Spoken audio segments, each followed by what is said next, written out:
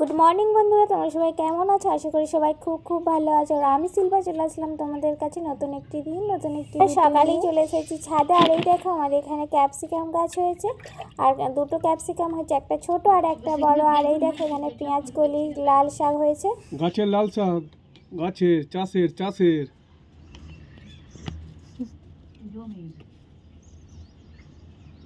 এই আখের দাম 20 টাকা তখন দিয়েছে। এইটাই তো খেতে সবচেয়ে ভালো হবে। বাবা ওখানে কটা পাতা তুলে দাও, সবুজ পাতা। এই ডগ ভাঙবো না, শুধু পাতা পাতা পাতা ডগগুলো ভিজে হবে, আবার ছড়িয়ে দিলে হবে। আর তুলতে হবে না, আবার কালকে হবে। একদিনে সব বুঝে করলে হবে। সিমের দাম বেড়ে গেছে, বাড়বে না এবারে তো ধরতির দিকে। নিচ থেকে পাতাগুলো তুলে তাই আমার মনে হচ্ছে যদি আবার এই গাছটা কেটে দেয়, কোন গাছটা? এই ওরা আবার তো লাগিয়ে তো এনেছিল এর ভিতরে ভিতরে কতগুলো তুলেছে। ওখানে ওই পাতাগুলো তুলে লাও দেখি না, ওই ওই যে বিচে যে গাছটা আছে ওই গাছটার পাতাগুলো তুলে।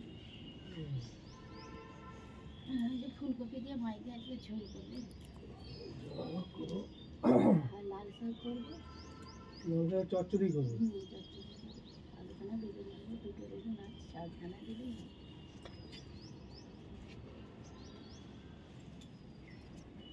এর মধ্যে থেকে একটু তুলতে দেখি পেঁয়াজটাও দারুণ হচ্ছে। যদি ইয়েতেই তো সব খেয়ে নিয়েছে, মূলো তো কম খেয়েছে।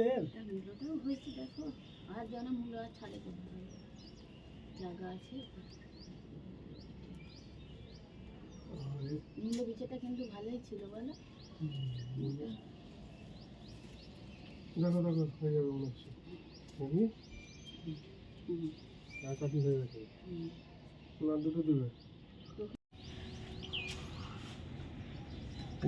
লাল শাক তুললুম, দেখো। আর তোমরা তো দেখলেই ছাদে কত সুন্দর লাল শাক হয়েছে। তো লাল শাক তুলে আনা হয়েছে নিচে, আর এই দেখো নিচে এসে দেখছি এই অবস্থা রান্নাঘরে।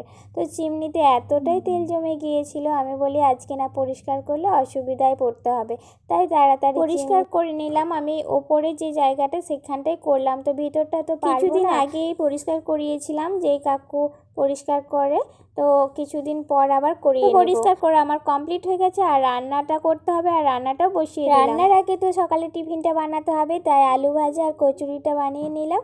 কিছুটা কচুরির মশলা ছিল সেইটা দিয়ে বানিয়ে নিলাম। আর এই দেখো বন্ধুরা, আমার কচুরি আর আলু ভাজা বানানো হয়ে গেছে, সবাইকে খেতে দিয়ে দিয়েছি। আর আমি লাস্টে 2 পিস রেখে দিয়েছি, খেয়ে নিলাম। দুপুরে রান্নাও কমপ্লিট হয়ে গেছে, আর তারপরে আমি খেতে বসে গেলাম।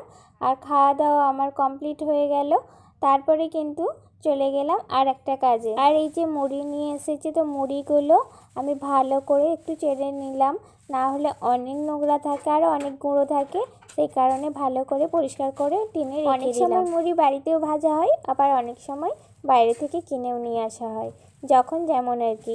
আর আজকে কিন্তু বাইরে থেকে কিনেই নিয়ে আসা হয়েছে। আর বাড়িতে যখন ভাজা হয় তখন তো উনুনের সামনেই ভালো করে পরিষ্কার করে নেওয়া হয়। আর এই দেখো, যেখান থেকে কিনে নিয়ে আসা হয় সেখানের মুড়িগুলো কিন্তু খুব সুন্দর। আর মুড়ি প্যাকেট মুড়ি এক রকমের হয়, আর ভাজানো মুড়ি তো আর এক রকমের হয়। তো এই মুড়িগুলো বেশ ভালো লাগে খেতে।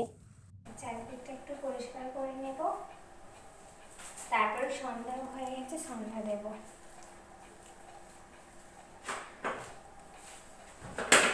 তো টিনে সব কিছু গুছিয়ে নিয়েছি পরিষ্কার করে। এতটাই গুঁড়ো ছিল মুড়ি, দেখবে কতগুলো ছিল, ওই দেখো এই এতগুলো ছিল।